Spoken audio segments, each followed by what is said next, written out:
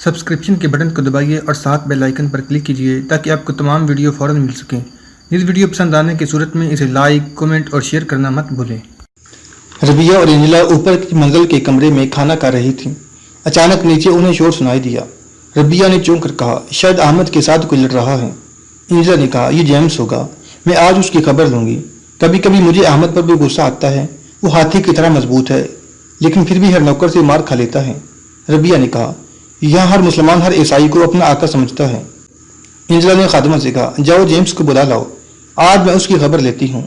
لیکن اچانک سیڑھیوں پر کسی کی پاؤں کی آہٹ سنائی دی اور انجلا نے کہا، ٹھہرو، وہ شاید خود ہی آ رہا ہے، اب وہ احمد کی شکایت کرے گا۔ ایک ثانیے کے بعد ربیہ، انجلا اور خادمہ مبہوت ہو کر دروازے کی طرف دیکھ رہی تھی۔ نوکر کی بجائے ان کے سامنے جان مائیکل کھڑا تھا۔ انجلا اٹھ کر کھڑی ہو گئی۔ تم؟ اس نے سہمی ہوئی آواز میں کہا۔ ہاں میں، لیکن تمہارا چہرہ زرد کیوں ہو گیا؟ میں تمہاری تیمارداری کے لیے آیا ہوں، نہیں تمہارے علاج کے لیے آیا ہوں، تم ہمیشہ بیمار رہتی ہو۔ جان مائیکل ایک قدم آگے بڑھا اور انجلا 4 قدم پیچھے ہٹ گئی۔ اس دوران میں ربیہ بھاگ کر عقب کے کمرے کے دروازے کے قریب پہنچ گئی۔ خادمہ اپنی جگہ پر کھڑی بری طرح کانپ رہی تھی۔ جان مائیکل نے کہا، انجلا، بھاگنے اور شور مچانے سے کوئی فائدہ نہیں، اس وقت تمہاری مدد کے لیے کوئی نہیں آ سکتا۔ تمہارے نوکر میرے آدمیوں کی حراست میں ہیں۔ تمہاری ماں کوتوال کے ہاں میری الوداعی ضیافت میں گئی ہے، جب تک میں وہاں نہیں جاؤں گا وہ یہاں نہیں آ سکے گی۔ جان مائیکل چند قدم آگے بڑھا اور انجلا بھاگ کر ایک کونے میں جا کھڑی ہوئی۔ وہ چلائی، تم وحشی ہو، تم کمینے ہو، تم شراب سے مدہوش ہو۔ جان مائیکل انجلا کو جواب دینے کی بجائے خادمہ کی طرف متوجہ ہوا۔ تم کیا دیکھ رہی ہو؟ بھاگو یہاں سے۔ خادمہ سر پر پاؤں رکھ کر بھاگی۔ مائیکل آگے بڑھا اور انجلا کو گھیر کر کمرے کے دوسرے کونے میں لے آیا۔ پھر وہ ربیہ کی طرف متوجہ ہوا۔ تم اس کی بہن ہو، لوگ غلط نہیں کہتے، انلس کے حصے کا تمام حسن خدا نے تم دونوں کو عطا کر دیا ہے، لیکن اس وقت میں صرف انجلا کے لیے آیا ہوں، تم جا سکتی ہو۔ لیکن ربیہ اپنی جگہ سے نہ ہلی۔ مائیکل چلایا، جاؤ۔ ربیہ نے حقارت سے اس کی طرف دیکھتے ہوئے کہا، تم بہت بہادر ہو، عورتوں کے مقابلے میں تم واقعی بہت بہادر ہو۔ ایک لڑکی پر حملہ کرنے کے لیے تم نے فقط چند آدمیوں کو اپنے ساتھ لانے کی کوشش کی، ورنہ اس مہم کے لیے ایک پوری فوج درکار تھی۔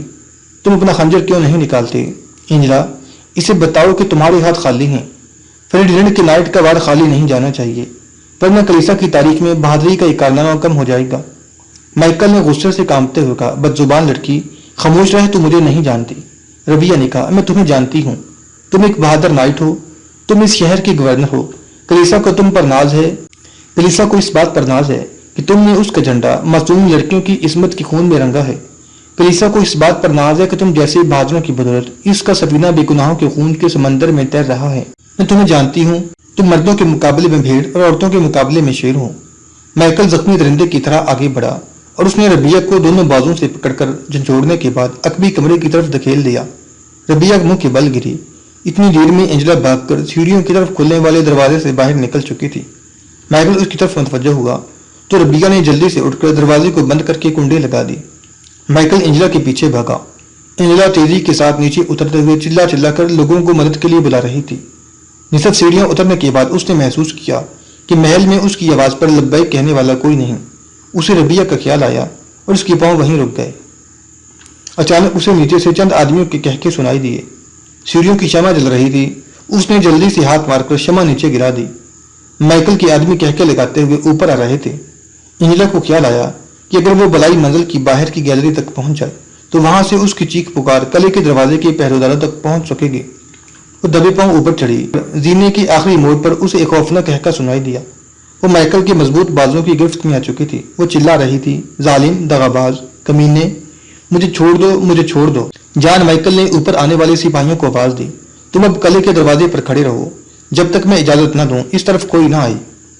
سپاہی لوٹ گئے اور مائیکل تڑپتی چیختی چلاتی ہوئی انجلا کو اپنے بازوؤں کی آنے گرفت میں لیے پھر اسی کمرے میں داخل ہوا جہاں تھوڑی دیر پہلے ربیہ اور انجلا کھانا کھا رہی تھی۔ اس نے ایک ہاتھ سے دروازہ بند کرتے ہوئے کہا، شور مچانے سے بنا کچھ نہیں بگڑے گا، تمہاری ہی رسوائی ہوگی۔ میں تمہارے باپ سے نہیں ڈرتا، اس نے ہمارے ساتھ اپنے ضمیر کا سودا کیا ہے اور ہم اس کی قیمت ادا کر چکے ہیں۔ بادشاہ میرے خلاف اس کی کوئی شکایت نہیں سنے گا۔ انجلا نے دونوں ہاتھوں سے اس کا منہ نوچتے ہوئے کہا، مجھے چھوڑ دو وحشی ظالم، کمینے، مجھے چھوڑ دو۔ وہ اس کے مضبوط ہاتھوں کی گرفت میں تڑپ رہی تھی۔ اچانک جان مائیکل بلبلا اٹھا۔ اس کے ہاتھ کی انگلی انجلا کے دانتوں میں آ چکی تھی۔ اس نے دوسرے ہاتھ سے انجلا کا گلا دبا کر اپنی انگلی چھڑائی۔ اس کے بعد مائیکل پاگل ہو چکا تھا۔ اس نے ایک ہاتھ سے انجلا کو گلے سے پکڑ رکھا تھا اور دوسرے ہاتھ سے اس کا لباس نوچ رہا تھا۔ اچانک عقب کے کمرے کا دروازہ کھلا۔ ربیہ ہاتھ میں برچہ لیے دبے پاؤں آگے بڑھی۔ مائیکل کی پیٹھ اس کی طرف تھی، لیکن انجلا اسے دیکھ چکی تھی۔ ربیہ نے مائیکل کے قریب پہنچ کر پوری قوت سے برچہ مارا اور وہ ایک پلٹا کھانے کے بعد نیچے گر پڑا۔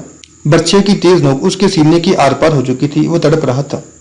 انجلا ربیہ کے ساتھ لپٹ گئی، وہ سسکیاں لے رہی تھی۔ ربیہ، ربیہ، میں سمجھ رہی تھی کہ تم مجھے چھوڑ کر بھاگ گئی ہو۔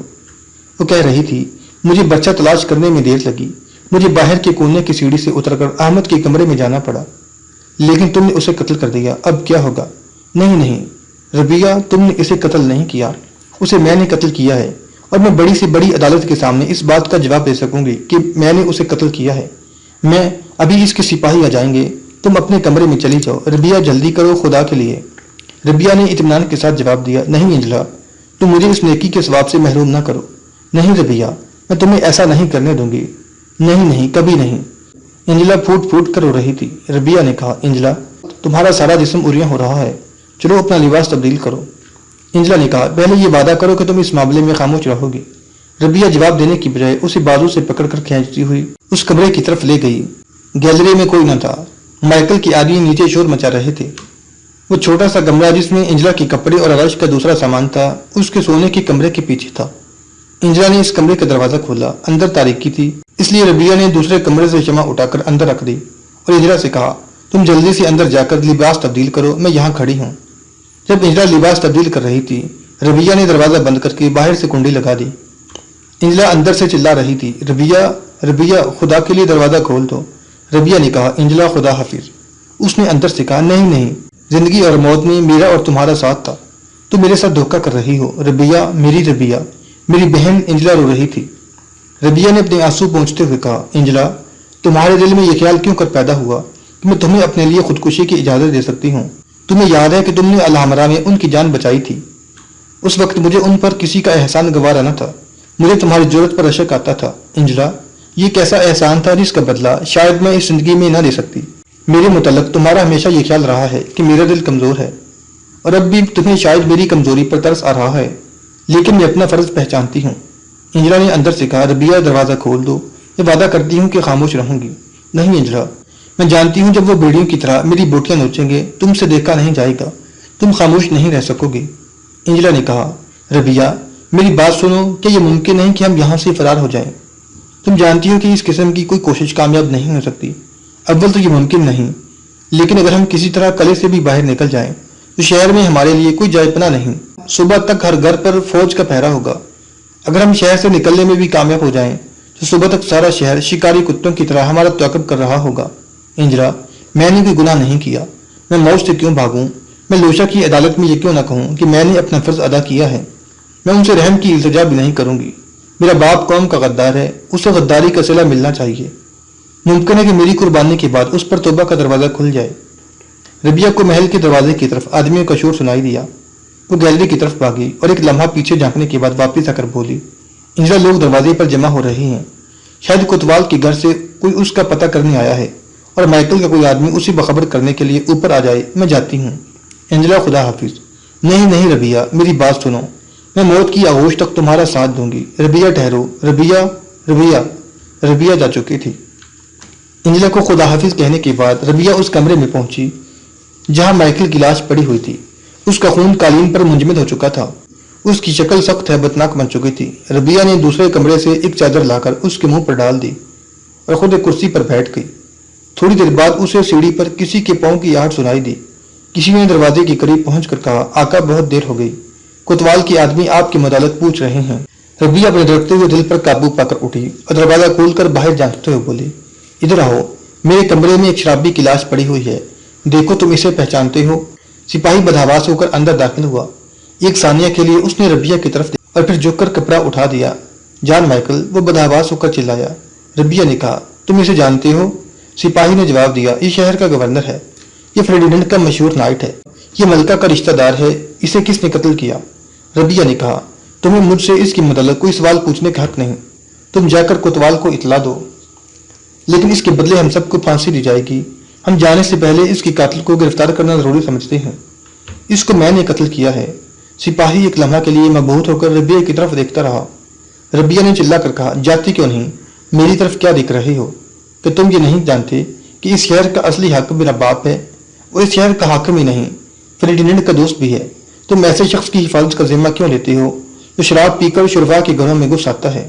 میں پوچھتی ہوں کہ تم اس وقت کہاں تھے جب اس کمرے میں ایک بے بس لڑکی چیخیں مار رہی تھی؟ تم نیچے کہہ کے لگا رہے تھے۔ میں تمہیں حکم دیتی ہوں، جاؤ، ورنہ تمہارے لیے اچھا نہ ہوگا۔ اور دیکھو، جب تک کوتوال نہ آ جائے تمہارے کسی ساتھی کو اوپر آنے کی اجازت نہیں۔ سپاہی پریشانی کی حالت میں یہ فیصلہ نہ کر سکا کہ اسے کیا کرنا چاہیے۔ وہ ربیہ کی طرف گھور کر دیکھتا ہوا باہر نکل گیا۔ سپاہی کے جانے سے تھوڑی دیر بعد ربیہ اٹھ کر کمرے سے نکلی اور باہر کی گیلری میں کھڑی ہو کر نیچے جھانکنے لگی۔ انجلا کے کمرے سے دروازہ کھٹکھٹانے کی آواز آ رہی تھی۔ ربیہ اس کی طرف بڑھی، لیکن دروازے پر اس کی پاؤں رک گئے۔ انجلا کی آواز سنائی دی، ربیہ، ربیہ۔ ربیہ کچھ دیر تذبذب کی حالت میں وہاں کھڑی رہی اور پھر دبے پاؤں واپس چلی آئی۔ گیلری کے کونے سے وہ تنگ و تاریک سیڑھیوں پر چڑھتی ہوئی مکان کی چھت پر جا پہنچی۔ چاند کی دلفریب روشنی میں اس نے چاروں طرف نگاہ دوڑائی اور پھر آسمان کی طرف دیکھنے لگی۔ چاند کی پیچانے سے نور کے چشمے پھوٹ رہے تھے، ستارے مسکرا رہے تھے۔ یہ دنیا اسی طرح قائم تھی اور اس دنیا میں زندگی کی تمنا بیدار کرنے کے لیے ہزاروں سامان تھے۔ ربیہ ان تمام دلچسپیوں کو خیرباد کہہ رہی تھی، لیکن تمام دلچسپیوں کا مرکز اپنی جگہ پر موجود تھا۔ زندگی کے حادثات ربیہ کے دل سے بدر بن مغیرہ کی تمنا نہ چھین سکے۔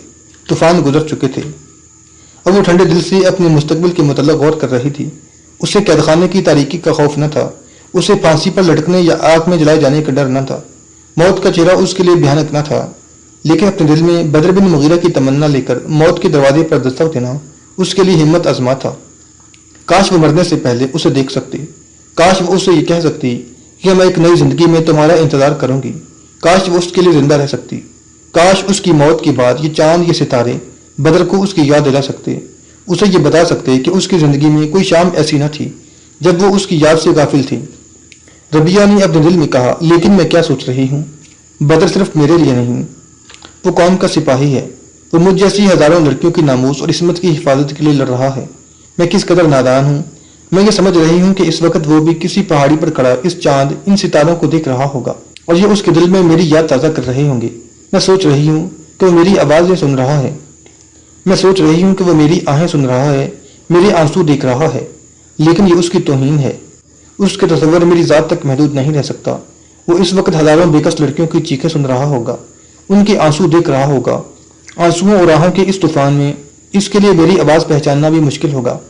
وہ کسی پہاڑ کی چوٹی پر کھڑا چاند سے میرا ذکر کرنے کی بجائے اس سے یہ کہہ رہا ہوگا، تم نے میری قوم کا عروج بھی دیکھا ہے، آج اس کا زوال بھی دیکھ لو۔ تم نے اس سرزمین پر طارق اور عبد الرحمن کا جاہ و جلال دیکھا ہے، آج ابو عبداللہ کی ذلت اور رسوائی دیکھ لو۔ تم نے اندلس کے ساحل پر ان مجاہدوں کو دیکھا ہے جنہوں نے اپنا سفینہ جلا دیا تھا، آج ان ملت فروشوں کو بھی دیکھ لو جو دشمن سے قوم کی عزت اور آزادی کی قیمت وصول کر رہے ہیں۔ تم نے ہمارے شہ سواروں کو میدان کا رخ کرتے دیکھا ہے، آج انہیں غرناطہ کی چار دیواری میں سمٹتے ہوئے بھی دیکھ لو۔ کیا تم پہچانتی ہو کہ یہ وہی قوم ہے جو شہنشاہوں کے تاج اتار کر غلاموں کے سر پر رکھ دیا کرتی تھی؟ کیا یہ وہی قوم ہے جس کے فرزند اپنی غریب بہن کی عزت کی خاطر بڑی بڑی سلطنتوں کو زیر و زبر کر دیا کرتے تھے؟ تھوڑی دیر بعد جب ربیہ نیچے اتر رہی تھی، اس کے دل کا بوجھ اتر چکا تھا۔ وہ کہہ رہی تھی، ربیہ، اجتماعی مصائب کے اس دور میں تیری زندگی کی کوئی اہمیت نہیں، لیکن اگر تو چاہے تو اپنی موت کو اندلس کی تاریخ کا ایک قابل ذکر واقعہ ضرور بنا سکتی ہے۔ اگر موت ناگزیر ہے تو تجھے بہادری سے اس کا سامنا کرنا چاہیے۔ تجھے یہ ثابت کرنا چاہیے کہ ظلم کی ہاتھ قابل نفرت ہیں، خوفناک نہیں۔ تیرا اور بدر کی زندگی کا مقصد ایک ہے، تیرا اور بدر کی زندگی کا مقصد ایک ہے۔ وہ باطل کے خلاف لڑ رہا ہے اور تو حق کے لیے قربانی دے رہی ہے۔ قیامت کے دن تو اس کا دامن تھام کر یہ کہہ سکے گی کہ ہم دنیا میں ایک دوسرے کے ساتھی تھے۔ شہر کا کوتوال فوج کی چند افسر بشپ اور چند بااثر لوگ مائیکل کی لاش کے گرد کھڑے تھے۔ کوتوال اس سپاہی کو جو اسے اس حادثے کی خبر دینے گیا تھا ڈانٹ ڈپٹ رہا تھا، تم بیوقوف ہو، اس مکان سے باہر نکلنے کے کئی راستے ہوں گے، وہ یقیناً قلعے سے نکل چکی ہے۔ تم نے اپنے ساتھیوں سے قلعے کا دروازہ بند کرنے کے لیے بھی نہ کہا۔ میں پوچھتا ہوں تم نے اسے گرفتار کیوں نہ کیا؟ کوتوال فوج اور پولیس کے دوسرے افسروں کی طرف متوجہ ہوا۔ تم یہاں کیا دیکھ رہے ہو؟ جاؤ شہر کی ناکہ بندی کر دو اور مسلمانوں کے گھروں کی تلاشیاں شروع کر دو۔ کچھ آدمیوں کو اس محل کی تلاشی لینے کے لیے چھوڑ دو۔ محل کی تلاشی لینے کی ضرورت نہیں، ربیہ نے گیلری کی طرف سے اندر داخل ہوتے ہوئے کہا۔ سب دم بخود ہو کر اس کی طرف دیکھ رہے تھے۔ وہ اطمینان کے ساتھ آگے بڑھی، اس کے چہرے پر ایک غیر معمولی وقار تھا۔ کوتوال نے کہا، جان مائیکل کو تم نے قتل کیا ہے؟ ہاں، اس آدمی کو جو ہمارے گھر میں شرمناک ارادہ لے کر آیا تھا میں نے قتل کیا ہے۔ اس قتل میں تمہارے ساتھ کوئی اور بھی شریک تھا؟ نہیں۔ میری ہانپتی کانپتی کمرے میں داخل ہوئی۔ ربیہ، انجلا کہاں ہے؟ وہ کہاں گئی؟ اسے کیا ہوا؟ خدا کے لیے بتاؤ۔ اس نے جواب دیا، انجلا یہی ہے، آپ اس کی فکر نہ کریں۔ لیکن وہ ہے کہاں؟ اس لاش کو دیکھ کر اسے بہت صدمہ ہوا۔ وہ چیخیں مارتی ادھر ادھر بھاگ رہی تھی۔ میں نے اسے اس کے سونے کے کمرے کی ساتھ والی کوٹری میں بند کر دیا ہے، لیکن آپ اسے ابھی یہاں نہ لائیں تو اس کے لیے بہتر ہوگا۔ مجھے ڈر ہے کہ یہاں آ کر اسے پھر غشی کا دورہ نہ پڑ جائے۔ میریا بھاگتی ہوئی انجلا کے کمرے میں پہنچی اور انجلا انجلا کہتی ہوئی کوٹری کے دروازے کی طرف بڑھی۔ انجلا اندر سے چلائی، ربیہ کہاں ہے؟ خدا کے لیے میرا دروازہ کھولو، اسے میں نے قتل کیا ہے، اسے میں نے قتل کیا ہے، ربیہ بے گناہ ہے۔ میریا کا ہاتھ کنڈی تک پہنچ کر رک گیا اور اس نے بھاگ کر گیلری کی طرف کھلنے والا دروازہ بند کر دیا۔ دوسری طرف شہر کا کوتوال عجیب کشمکش میں تھا۔ جان مائیکل کے قتل معمولی بات نہ تھی، لیکن اس کا قاتل ایک ایسے آدمی کی بیٹی تھی جس پر فرڈیننڈ بہت مہربان تھا۔ عدالت کے فیصلے سے پہلے اس کے لیے گورنر کی لڑکی کو گرفتار کر کے عام قیدیوں کی طرح رکھنا مشکل تھا، اور اس کے ساتھ ہی اسے اس بات کا ڈر تھا کہ اگر اس نے تذبذب سے کام لیا تو نہ صرف شہر کی عیسائیوں کی رائے اس کے خلاف ہو جائے گی، بلکہ اندلس کے تمام نائٹ اس کے دشمن بن جائیں گے۔ شام کو میریا کو بگی پر تنہا جاتے دیکھ کر مائیکل نے اسے یہ پیغام بھیج دیا تھا کہ مجھے شاید ایک ضروری کام کی وجہ سے دیر ہو جائے، لیکن میں میریا سے چند باتیں کرنا چاہتا ہوں، اس لیے میری آمد تک اسے ہر ممکن طریقے سے روکنے کی کوشش کرو۔ اب کوتوال پر یہ بات واضح ہو چکی تھی کہ وہ ضروری کام کیا تھا، لیکن وہ ایک شرابی اور بچلن ہونے کے باوجود ایک نائٹ تھا، اور ربیہ ابو داؤد کی بیٹی ہونے کے باوجود ایک مسلمان لڑکی تھی۔ تاہم اسے اس بات کا اندیشہ تھا کہ ابو داؤد اپنی خدمات کے عوض اپنی بیٹی کے خلاف بڑی سے بڑی عدالت کا فیصلہ تبدیل کروا سکے گا۔ کوتوال نے بشپ سے مشورہ لیا تو اس نے کہا، میرے خیال میں جب تک عدالت کوئی فیصلہ نہیں دیتی اس لڑکی کو اسی قلعے کے کسی علیحدہ کمرے میں بند رکھا جائے، یا کم از کم جب تک نیا گورنر نہیں آتا اس وقت تک اسے عام قیدیوں کے ساتھ نہ رکھا جائے۔ اس دوران میں آپ بادشاہ سلامت سے بھی اس لڑکی کے متعلق ہدایات لے سکیں گے۔ ایک ہفتہ انجلا شدید بخار میں مبتلا رہی۔ اسے جب کبھی ہوش آتا تو وہ ربیہ ربیہ کہتی ہوئی اٹھ بیٹھتی۔ کبھی کبھی وہ جوش میں اپنے کمرے سے بھاگ کر باہر نکلنے کی کوشش کرتی، لیکن چند قدم چلنے کے بعد بے ہوش ہو کر گر پڑتی۔ کبھی میریا کو نوکروں کی مدد سے اسے زبردستی بستر پر لٹانا پڑتا۔ وہ بے کی حالت میں چلاتی، مجھے چھوڑ دو، مجھے اس کے پاس جانے دو۔ مائیکل کو میں نے قتل کیا ہے، وہ میری وجہ سے قتل ہوا ہے، وہ میری جان بچانے کے لیے اپنی قربانی دے رہی ہے۔ میریا گھبرا کر دروازے بند کر لیتی۔